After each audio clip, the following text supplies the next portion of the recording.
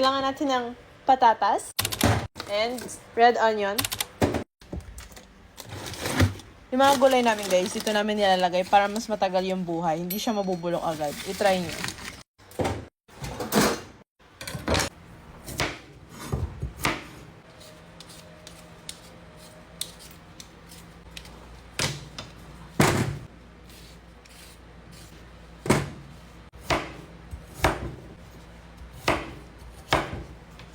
Kunti lang yung lulutuin natin.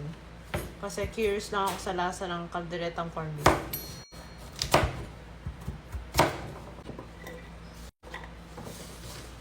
Ito ng red bell pepper. Pero ito guys, kung wala kayo nito, huwag nyung lagyan. Hindi mag-i-stress.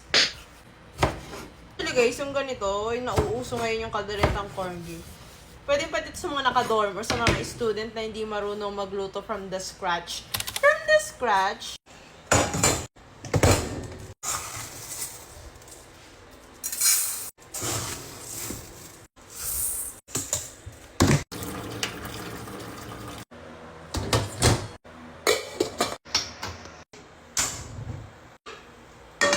maglalagay tayo ng oil, Marie.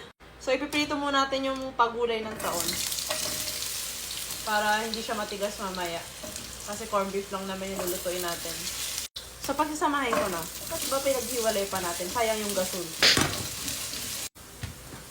So, feeling ko okay naman na siya. Kung matigas pa siya, edi matigas.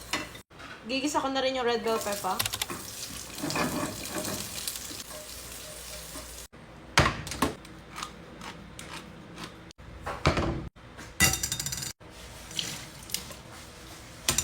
Isayin na natin yung sibuyas, garlic,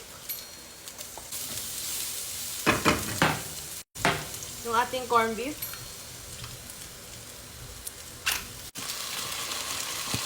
spread, half lang, bell pepper. This is optional pero lagyan ko ng corn.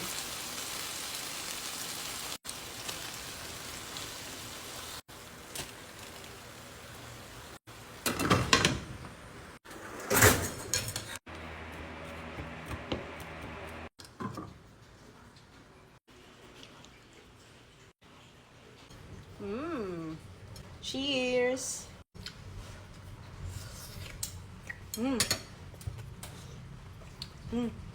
Sarap. Parang corned beef pa rin naman siya. Pero may patatas tsaka carrots lang.